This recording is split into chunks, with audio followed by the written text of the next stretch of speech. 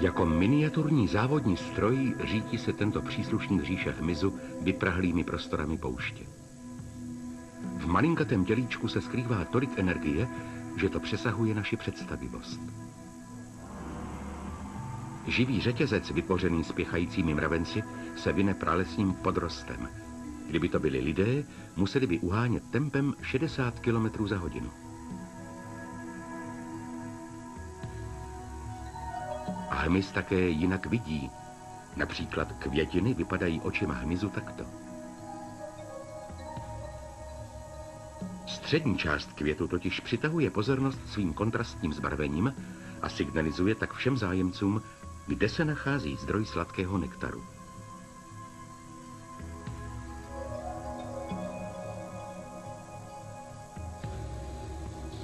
Hmyz je úplným mistrem v maskování. Někdy může být opravdu obtížné odlišit hmyz od skutečného listu. Jak si však hmyz osvojil svou mnohdy až neuvěřitelně dokonalou životní strategii?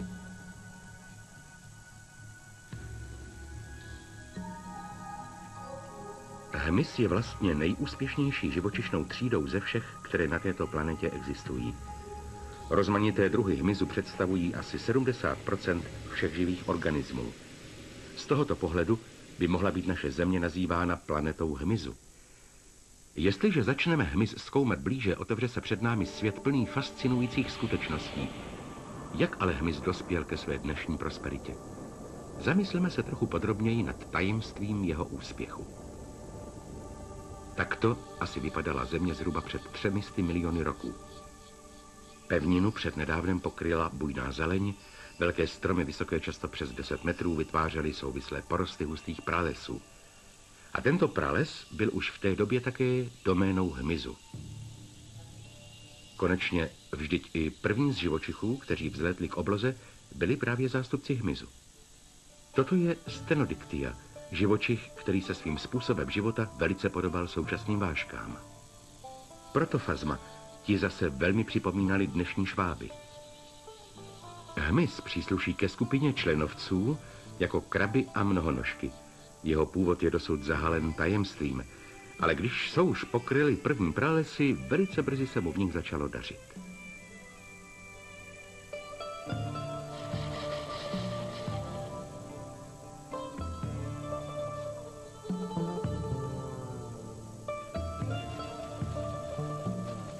V těchto dobách vzduch ovládali dnes až neuvěřitelně obrovité vážky.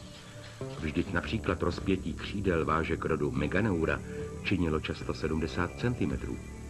Ve svém vzdušném království byli zcela suverénní, prakticky nikdo je nemohl ohrozit. Za to sami se živili menšími druhy hmyzu. V době před 300 miliony let žilo už v pralesích mnoho různých druhů hmyzu. Je až překvapující, že v základních rysech byl už tehdy jejich vývoj prakticky ukončen a velice se podobali těm současným. Za hlavní charakteristické znaky zástupců hmyzu lze považovat jejich šestnohou a především to, že mají tělo kryté tenkou chytinovou vrstvou, kutikulou. Většina z druhů hmyzu je také vybavena křídly. Vyznačují se ještě jedním charakteristickým rysem, složeným okem. Tento smyslový orgán je v živočišné říši opravdu ojedinělý. Ve stejné době jako hmyz podnikli úspěšný pokus o dobytí souše i naši předkové, obojživelníci. Ti ovšem patří, stejně jako my, mezi obratlovce a základním prvkem jejich tělesné konstrukce je páteř. Tím se samozřejmě naprosto liší od stavby těl hmyzu. A právě tento fundamentální rozdíl se považuje za příčinu, proč se jejich evoluční cesty tak zásadním způsobem rozešly.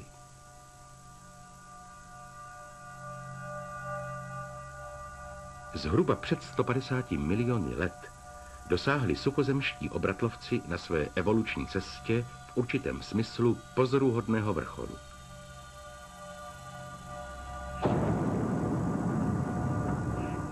Toto je obrovitý Barosaurus.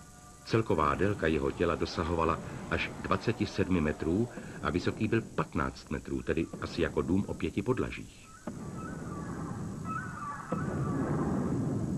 Barosaurus mohl uživit svoje nestvůrné tělo jenom díky ohromnému množství potravy, které naštěstí byl v tehdy tak bujných pralesích opravdu dostatek. Obratlovci šli cestou vývoje, který jim velel stále zvětšovat jejich rozměry. Symbolem tohoto vývoje se stali dinosauři, kteří dosáhli vrcholu svého rozmachu asi před 70 miliony roků. Hmyz si naproti tomu zvolil zcela odlišnou cestu. Toto je fosílie vážky, která žila v době dinosaurů. Rozpětí jejich křídel je asi 13 cm, tedy pouhá pětina rozpětí karbonských vážek druhu Meganeura.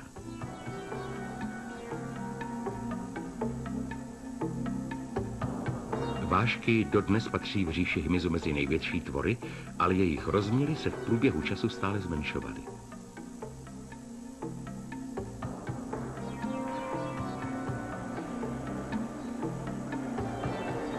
Naopak základ a opora tělesné konstrukce obratlovců, totiž páteř, umožňovala, aby se velikost příslušníků této třídy pozvolna zvětšovala. Tím, jak se jejich páteř prodlužovala a sílila, získávala na pevnosti a mohla nakonec poskytovat oporu i tak neuvěřitelně objemnému tělu. Naproti tomu hmyz podobný konstrukční prvek postrádá. V jeho případě tvoří oporu celého těla tvrdá schránka na jeho povrchu. Co by se tedy stalo, kdyby se ku příkladu takovýto brouk postupně zvětšoval, až by dosáhl velikosti některých obratlovců?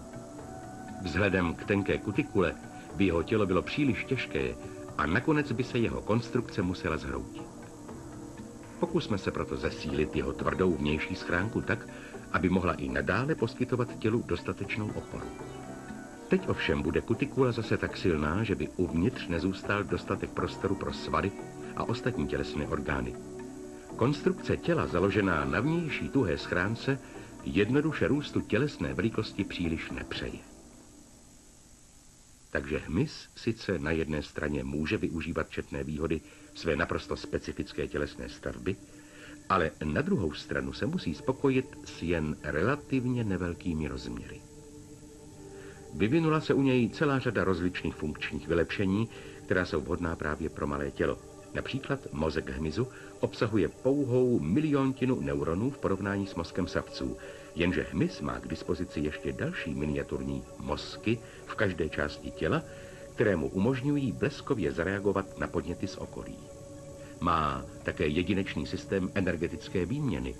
Tělo hmyzu je celé protkáno spoustou takovýchto stříbřitých trubic neboli vzdušnic. Jimi se kyslík rozvádí přímo ke tkáním, kde je ho třeba. Naproti tomu v našem těle se kyslík musí dopravovat do všech tělesných tkání krví. Takovýto složitý mechanismus ovšem vyžaduje pumpu. My ji nazýváme srdce a navíc se pro tyto účely samozřejmě spotřebuje i velké množství energie. Tato dlouhá trubice představuje srdce hmyzu. Krevní tekutina slouží u hmyzu pouze jako médium pro přenos živin, není v ní žádný kyslík. Tohle srdce dokonce ani pravidelně nebije, stahuje se pouze občas. Hmyz dokáže dopravovat kyslík do tkání svého těla v přímo zužitkovatelné formě, což mu umožňuje okamžité uvolnění energie při prudkých pohybech. Ovšem tento jedinečný princip dodávky kyslíku tkáním může fungovat právě jen proto, že hmyz je malý.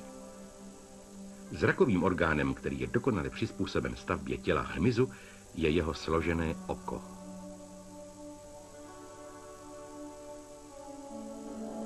Oko hmyzu se skládá z mnoha jednotlivých drobonkých čoček. Každý z těchto 6 úhelníkových útvarů je jednou z mnoha čoček. Odborně se takováto čočka nazývá omatidium. Na průřezu vidíme, že tento typ oka je tvořen tenkou vrstvičkou, přesto každá z jednotlivých čoček tvoří zcela funkční a samostatné miniaturní oko. 2000 takových drobonkých čoček zaujímá dohromady plochu pouhého 1 čtverečního milimetru. Ze 2000 čoček jsme sestavili umělé složené oko. Umístíme je nyní před kameru, abychom si ověřili, jak dobře jim lze vidět.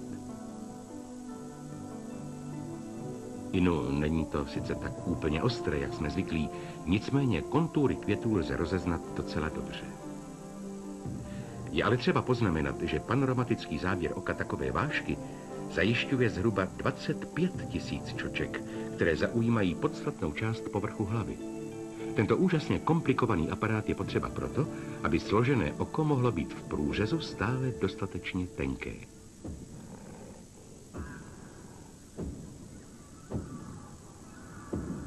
V době, kdy zanikal zlatý věk dinosaurů a jejich existence na této planetě se chýlila ke konci, byly pevniny zaplaveny spoustou kvetoucích rostlin. Květiny přijímaly drobný hmyz jako velice vítané hosty. Začali dokonce vysílat specifické signály, jimiž chtěli hmyz informovat, kde se skrývá zdroj sladkého nektaru a kudy se k němu dostat. Hmyz dokáže vidět i ultrafialové paprsky, což lidé samozřejmě nesvedou. Jestliže použijeme speciální kameru, která nám zprostředkuje barvy tak, jak je vidí hmyz, překvapí nás, že střední část květu vyhlíží naprosto nezvykle. Zelená barva se odráží pouze v jeho středu. Právě to je ale signál, kterým květiny už zdaleka informují: tady je nektar a pil.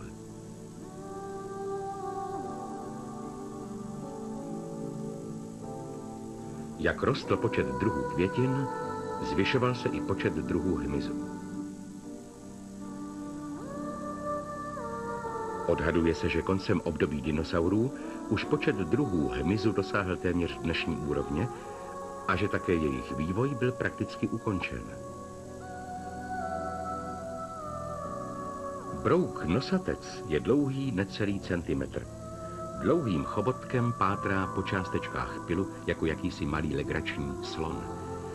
Ačkoliv se v očích člověka jedná o pouze nevelký okvětní lístek, z pohledu malého nosatce jde o obrovský prostor.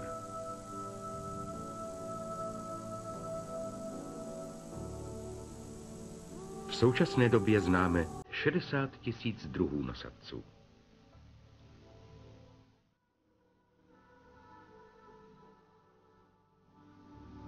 Různé druhy nosatců se od sebe mohou tvarem i velikostí poněkud lišit. Podle toho, kde žijí a jaká je jejich potrava. Někteří se živí rašícími poupaty květů či listů. Jiní vyhledávají květy či plody a další konzumují spadané listí. Nosatci žijí v přísné samotě. Každý z nich jakoby si budoval svůj vlastní svět.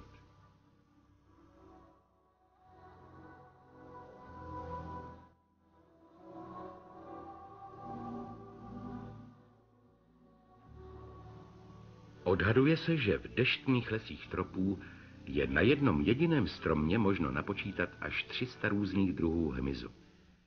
Minimalizace tělesných rozměrů umožnila hmyzu přizpůsobit se svému okolí natolik úspěšně, že je schopen obstát v nejrůznějším, často velice odlišném přírodním prostředí.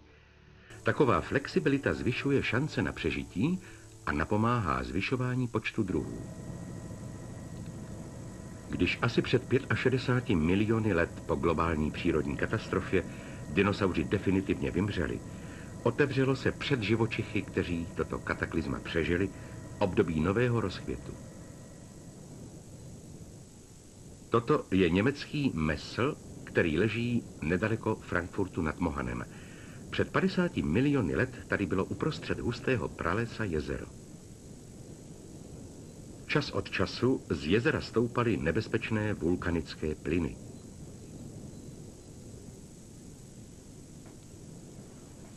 Jedovaté erupce otrávily mnohé živočichy, kteří pak zapadli do bahna na dně jezera.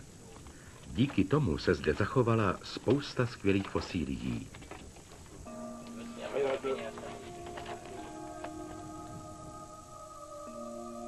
Tento fosilizovaný brouk dokáže i dnes nadchnout svojí skvostnou, kovově modrou barvou.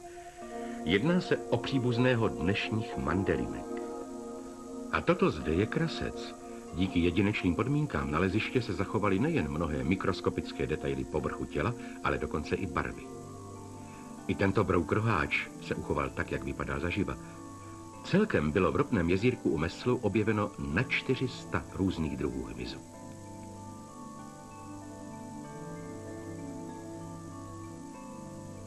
Spolu s hmyzem tady vědci vykopali i mnoho kosterních pozůstatků savců. Je to výmluvný doklad toho, jak rychle po vymření dinosaurů rostl nejen jejich celkový počet, ale také počet jejich druhů.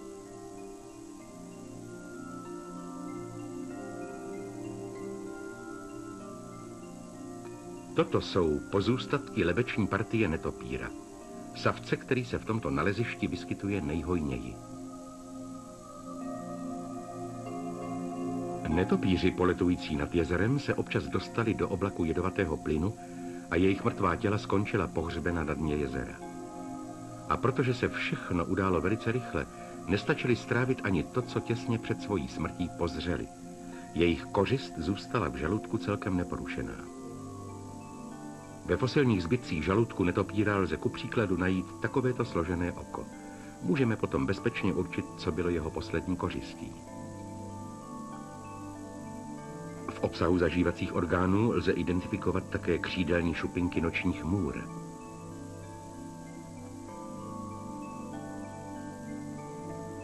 Zbytky můr činí až pozoruhodných 70% obsahu žaludků netopýrů od Mesalu.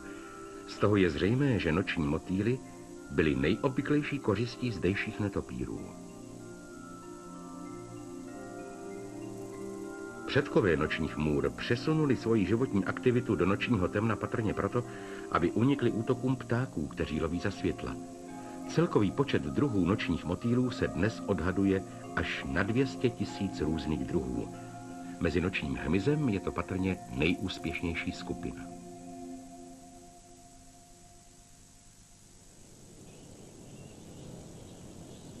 Netopýři patřili mezi noční živočichy už v době před 50 miliony let.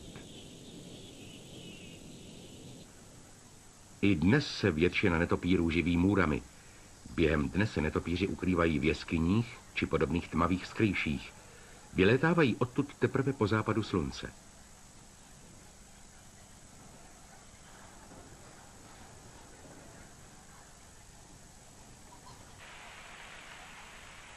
Netopýři létají i v úplné tmě naprosto bezpečně, protože k orientaci využívají ultrazvukové signály, které lidské ucho není schopno vnímat. Zvuky, které netopýři za letu vysílají, je možno zachytit pouze speciálním mikrofonem. Pomocí odražených ultrazvukových impulzů najdou netopýři jak překážky v prostoru, tak i svoji kořist.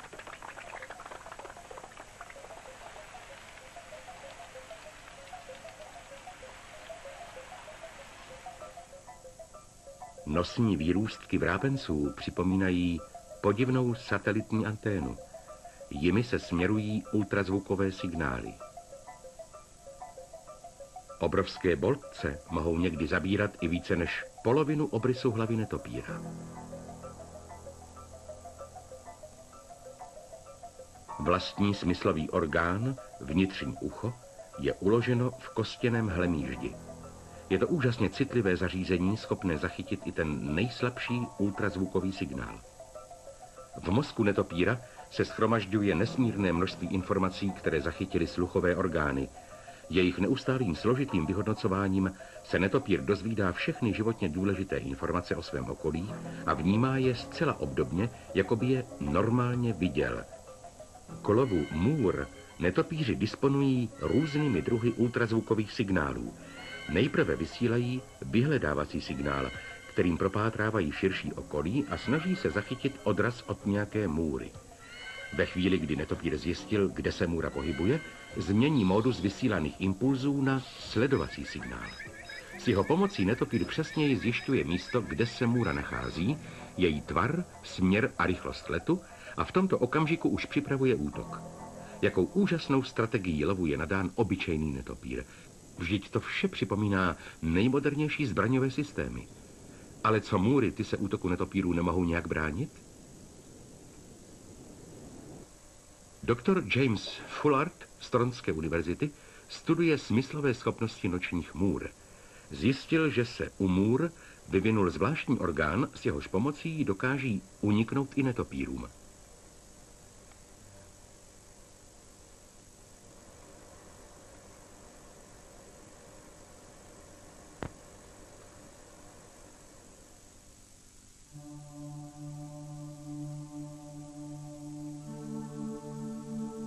Tady přímo pod křídly můry je malý otvor. Nachází se zde takzvaná bubínková membrána. Za ní jsou buňky sloužící k zachycování ultrazvuků vydávaných netopíry. Je pozoruhodné, že celou tuto funkci zastanou pouhé 2 buňky. Jak však můry dokáží pomocí tak jednoduchého systému čelit útokům netopírů s jejich vysoce účinným echolokačním aparátem? Sledujme, jak můra reaguje na ultrazvukový signál vydávaný netopírem. Toto je ultrazvuk lovícího netopíra ve sledovacím módu. V okamžiku, kdy můra zaregistruje tento ultrazvukový signál, zrychlí pohyb křídel, ale pak náhle jakoby úplně stuhla. Další výzkum prokázal, že můra signály ve vyhledávacím módu nevnímá. Ultrazvukové signály netopíra registruje pouze tehdy, jsou-li vysílány ve sledovacím módu. To je pro ně důležitá informace, protože tento módus znamená, že netopír je velice blízko a chystá se útočit. Můra má relativně jednoduchý nervový systém, ale ten v otázce jejího přežití funguje perfektně. Ostatně můry jsou na Zemi mnohem déle než netopíři a dokázali se vyrovnat i s tímto ohrožením. A fakt, že to dokázali s použitím pouhých 2 nervových buněk, je pro netopíry skoro zahambující. Můry si prostě nepotřebovali vyvíjet nějaký komplikovaný nervový aparát, protože dokážou dostatečně účinně využívat ten, který mají.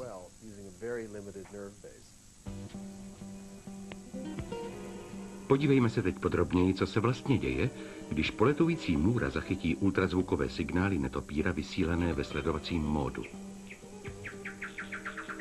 Bezprostředně poté, co můra ultrazvuk zaregistrovala, padá k zemi jako zasažena bleskem.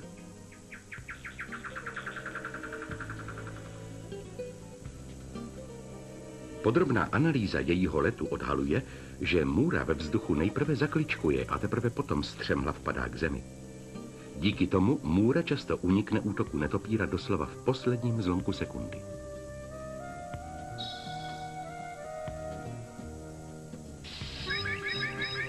Netopír můru pronásleduje veden odrazy svého ultrazvukového signálu ve sledovacím módu, ale když je už pouhý metr od kořisti a chystá se jí zmocnit, náhle mu úplně zmizí z obrazovky jeho radaru. V noční temnotě se tedy odehrává bleskový souboj 2 naprosto odlišných informačních strategií.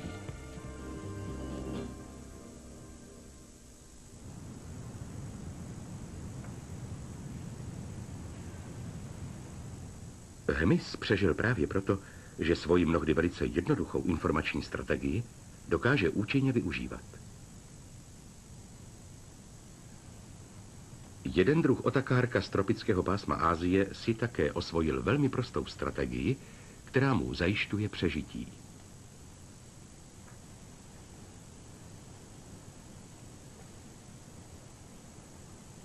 Jeho kukly bývají ukryty ve větvích stromů a jsou zbarveny zeleně, právě tak jako okolní větvičky.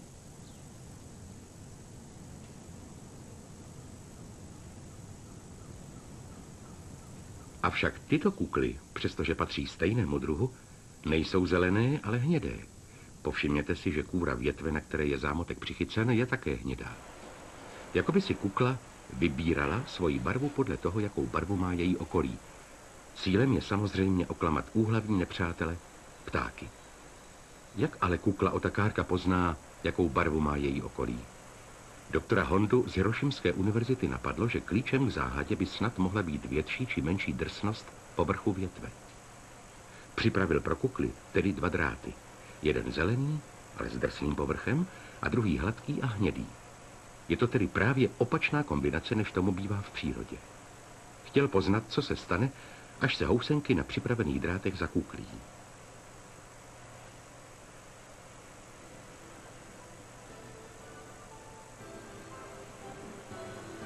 Housenky zcela určitě nevidí. Za to mohou dobře vnímat drsnost povrchu, po kterém lezou.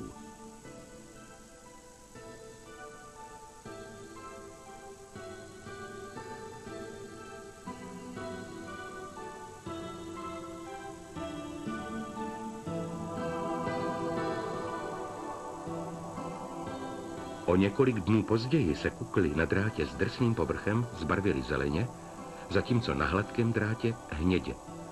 Housenky tudíž skutečně nerozhodují o barvě svojí kukly vizuálně, ale řídí se drsností povrchu, který pod sebou cítí.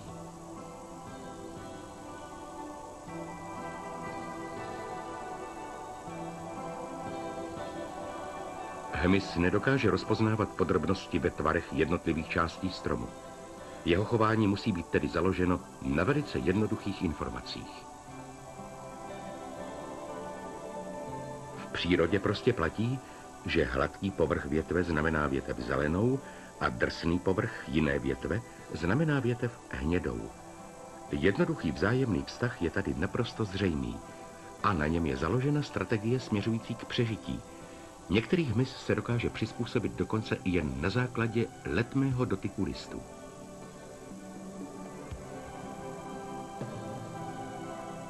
Takto dokonalá technika maskování nám může připadat jako nějaký zázrak, dokud nepochopíme její podstatu. Je pravděpodobné, že i ostatní podobné záhady bude možno vysvětlit sbíráním drobných útržků informací o okolním přírodním prostředí.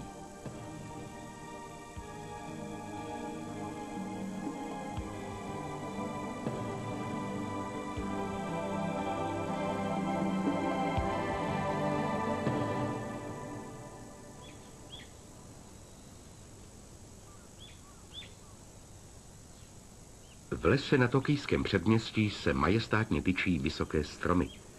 Ve štěrbině jednoho kmene se usadilo pozoruhodně organizované společenství hmyzu.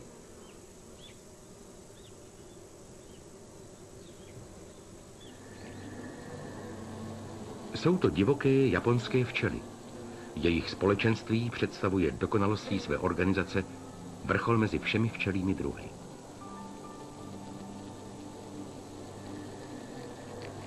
Kolonie v dutině stromu čítá na 10 000 jedinců.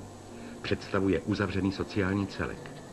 Řád v takovém společenství se udržuje přesným určením pracovní činnosti každého jednotlivce. Může to být obstarávání potravy, stavba hnízda či ukládání medu. V kolonii včel pochopitelně neexistuje žádný vůdce, který by ji řídil. Každá včela se pohybuje samostatně a řídí se svými vlastními instinkty. Přesto jako celek tvoří jednotné, organizované společenství.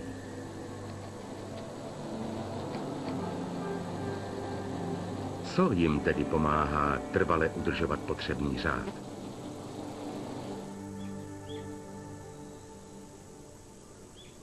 Japonské včely vedou v lese přičinlivý a mírumilovný způsob života.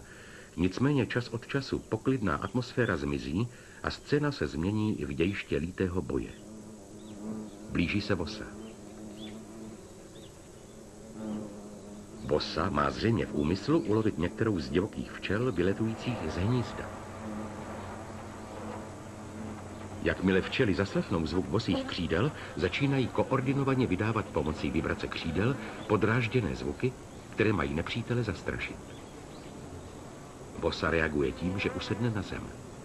Bzučení křídel, které jí prozrazovalo, ustalo. Opatrně se blíží ke vchodu do hnízda.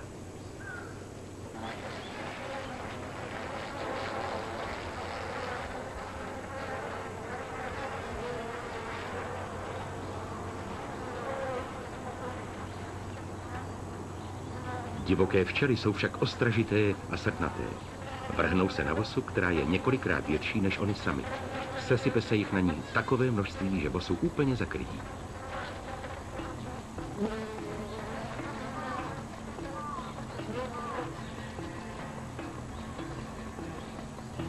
Když se na tuto scénu podíváte speciální termokamerou, schopnou převádět teplotu předmětů do viditelného spektra, můžete pozorovat, že roj včel s vosou ve svém středu je stále teplejší a teplejší.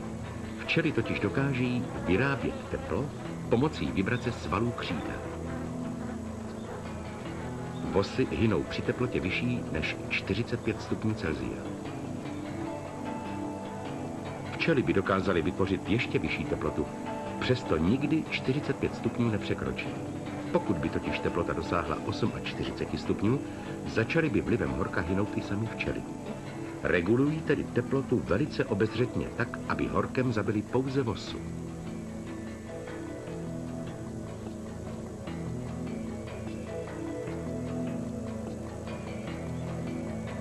To je úžasný příklad skutečně dokonalé taktiky kolektivní obrany.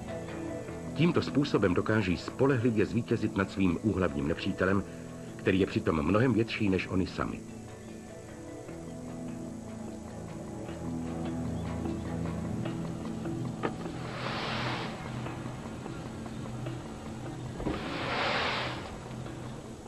Uvnitř hnízda celé jejich velké společenství stále vytváří vlny výstražných zvuků. Jednotlivé včely sice také vibrují křídly, avšak teprve koordinované bzučení může působit jako prostředek k zastrašení možného nepřítele.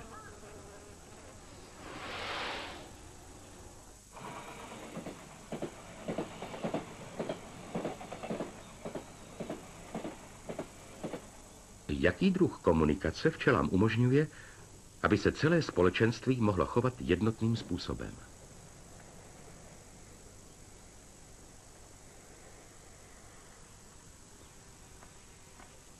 Profesor Masami Sasaki z Tokijské univerzity se věnoval studiu komunikace japonských divokých včel, kterou si sdělují směr k určitému zdroji pylu či nektaru.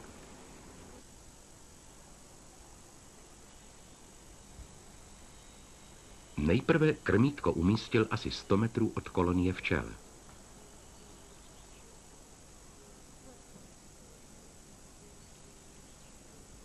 V krmítku včely najdou malé množství lákavého cukrového roztoku. První včely, které krmítko navštívily, byly označeny modrou barvou.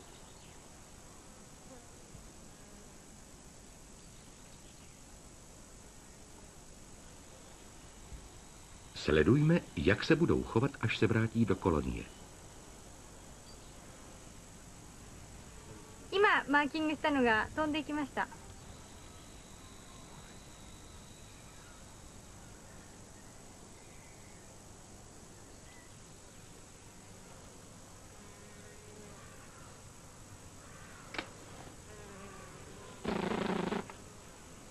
Včely se okamžitě po návratu začaly vrtět sem a tam. Docela to vypadá jako nějaký podivný tanec.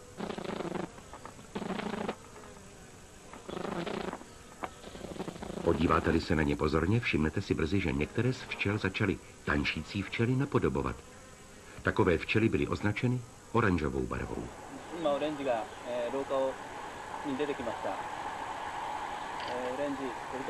Krátce na to začaly včely označené oranžovou barvou jedna po druhé opouštět hnízdo.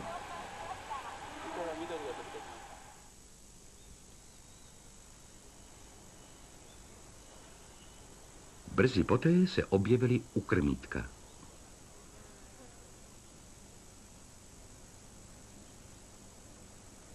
Je tedy zcela zřejmé, že místo, kde se krmítko nalézá, jim museli prozradit modře označené včely.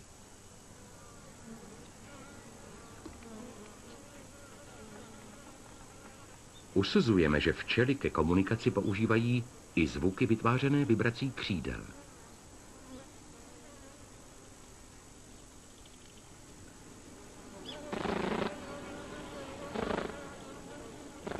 Jaký druh informací si tedy divoké včely vibracemi křídel vyměňují?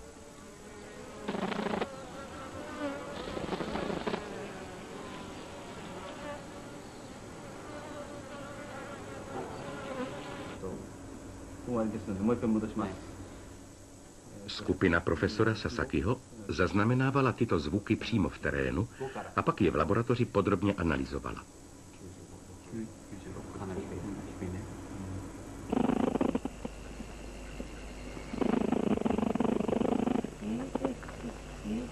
Když se včely pustí do svého vrtivého tance, vydávají většinou zcela charakteristický zvuk.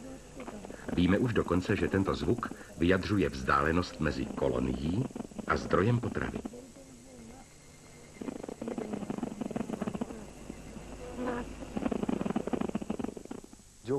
Včely přijímají informace od druhé včely tak, že nastavují svoje tykadla nad tančící včelu.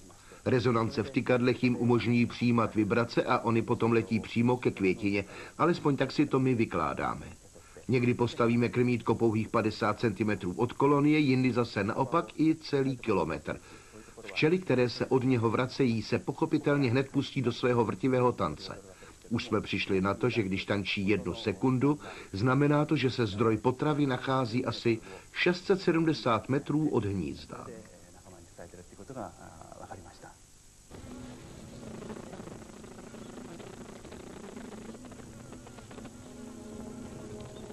Vědci dále zjistili, že včela je vždy, když provádí svůj vrtivý tanec a vydává bzučivé zvuky, obrácena určitým konkrétním směrem.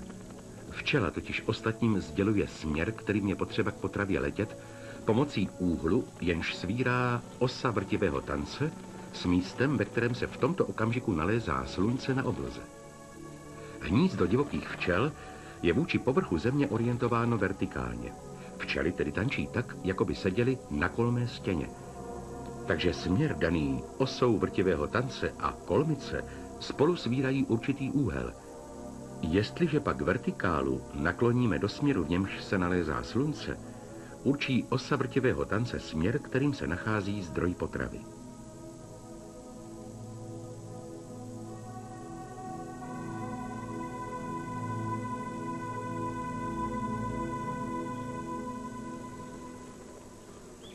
Hned brzy z rána, když se květy rozevírají, zavládne ve včelí kolonii čilý ruch. Uvnitř tmavé dutiny stromu se první včely pustily do vrtivého tance.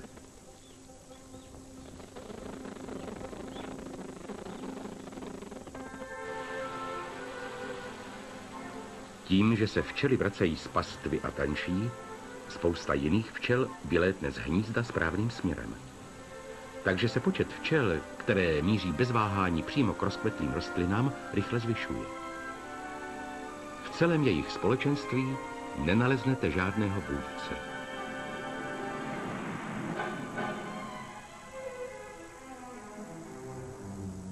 Skvěle organizované kolektivní jednání včel je jen výslednicí spousty interakcí zprostředkovávaných velice jednoduchými zvuky a pohyby.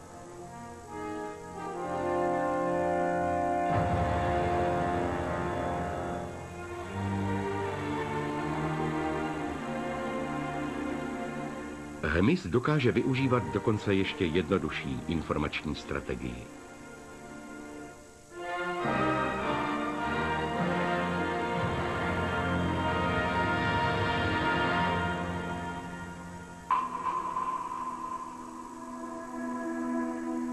Tohle je mravenec uzavřený před 20 miliony let do kapky Jantaru, kam asi pospíchal přenést svoji larvu. Teď jakoby se pro něj čas úplně zastavil.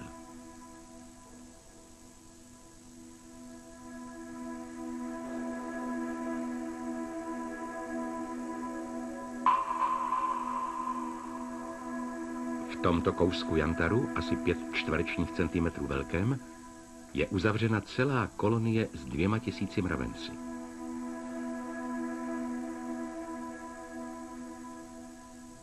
Mravenci si mezi všemi zástupci hmyzu osvojili patrně vůbec nejprostší informační strategii. Vyhlížejí v celku dost podobně jako včely, jenže nemají žádná křídla a jejich oči zakrněly. O to víc je překvapivé, že si dokázali vytvořit ještě organizovanější a důmyslnější společenství než včely.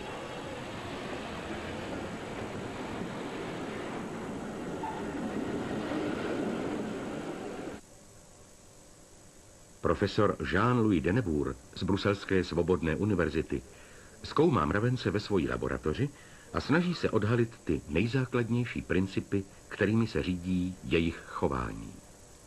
Mravenci projevují tendenci sbírat roztroušené předměty a shromažďovat je na určitém místě. Profesor Denebour se pokusil odhalit principy, na jakých je toto chování postaveno.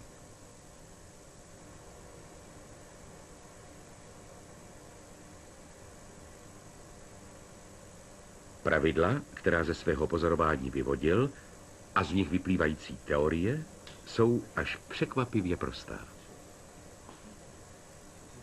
Profesor Deneboer si získané výsledky ověřoval na miniaturních robotech, které se chovaly v určitém ohledu jako mravenci.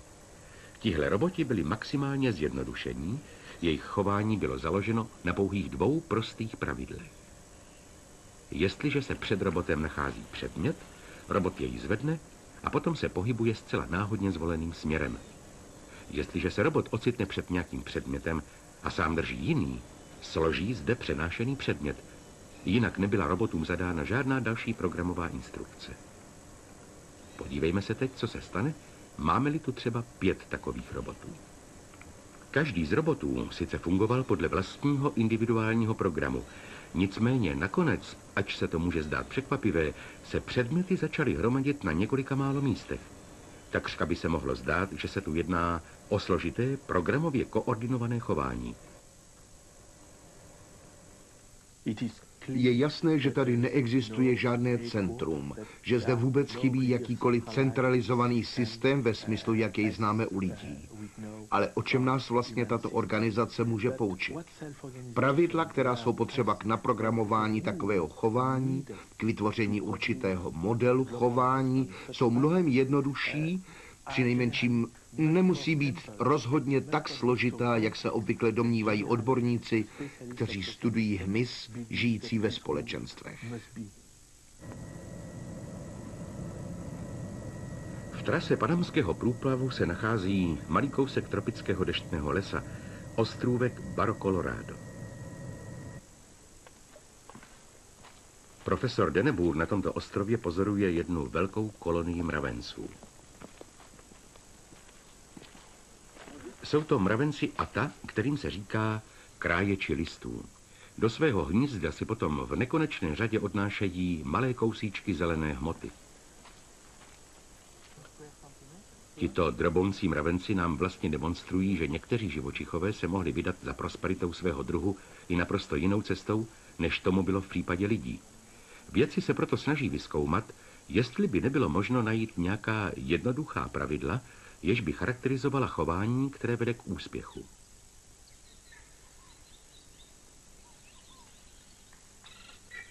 Mravenci Ata vyrážejí každého rána do lesa, aby se tam věnovali krájení listů stromů.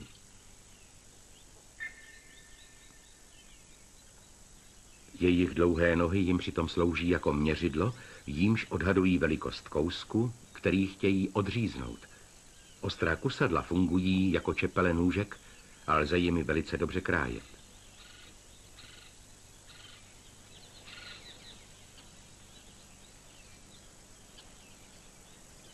Shromažďování nakrájených listů probíhá bez ustání. Celková hmotnost listí, které mravenci během roku nashromáždí, se blíží téměř 1 tuně.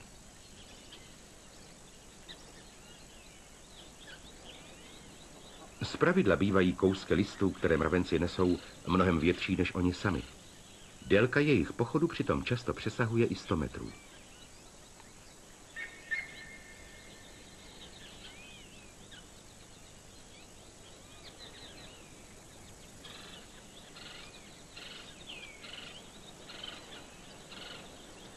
Trasu pochodu přehradil spadlý list.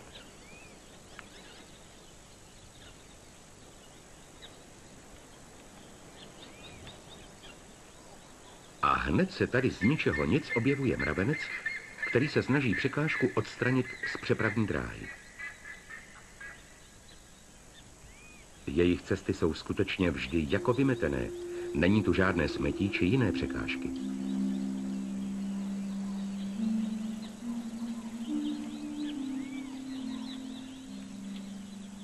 Mravenci žijí v ohromných společenstvech, která mnohdy tvoří i více než 5 milionů jedinců.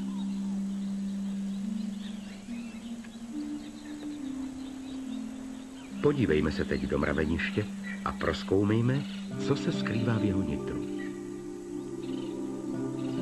A opět nám nezbývá, než pouze žasnout.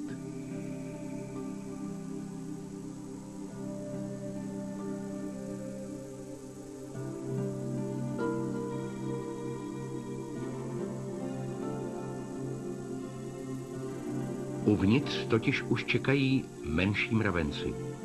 Přebírají od nosičů kousky listů a pak je rozživíkají na kaši.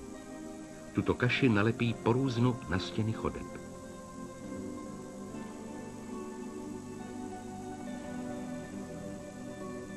Na stěnách obložených rozžvíkanými listy lze však také spatřit i podivné kousky hmoty připomínající bavlnu. Ve skutečnosti se ale jedná o houbu. Mravenci Ata totiž na rozžvíkaných listech doslova pěstují určitý druh houby, kterou pak sklízejí. A to nelze považovat za nic jiného, než za zemědělství, takže mravenci Ata začali se zemědělskou výrobou určitě mnohem dřív než lidé. Mě tenhle hmyz úplně fascinuje. Je to ale možná tím, že je tak trochu jakoby z jiné planety. My totiž stále vycházíme z nám vlastního systému a proto se pokoušíme odhalit centralizované schéma jejich systému. Hledáme složitý vnitřní program, inteligentní centrální jednotku a tak dál a tak dál. A přitom máme před sebou cosi, co je fantastičtější a současně originálnější než jakákoliv science fiction. Which is more strong, more original than any science fiction books that I have never read in my life.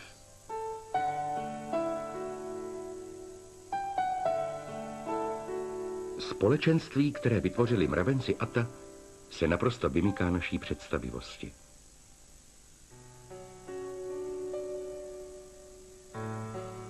Jitro v tropickém lese. Mravenci pochodují po větvi stromu jeden za druhým. Tentokrát nesou zbytky listů, ze kterých už byla houba sklizena.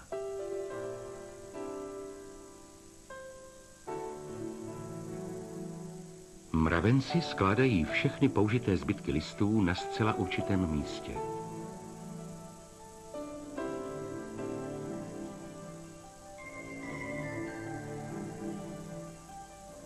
Ze skládky odpadu se postupně stala velká hromada. Mravenci pro ní vybrali příhodné místo. Hmota obrovského množství použitých listů se totiž postupně vrací do půdy, aby se stala hnojivem podporujícím růst dalších stromů. Ztratili křídla, ztratili takřka zrak a pro svoje přežití si zvolili tu nejprostší životní strategii. Nicméně právě mravenci dokázali vytvořit civilizaci, třebaže velice odlišnou od té naší lidské. Jejich úspěch je založen na určitých prazákladních principech s velmi jednoduchými pravidly. Lidské bytosti vytvořily velice důmyslnou civilizaci, založenou na vyspělé informační strategii, předpokládající shromažďování takřka veškerých dostupných informací a vytváření složitých schémat, která předcházejí a řeší i neočekávané situace.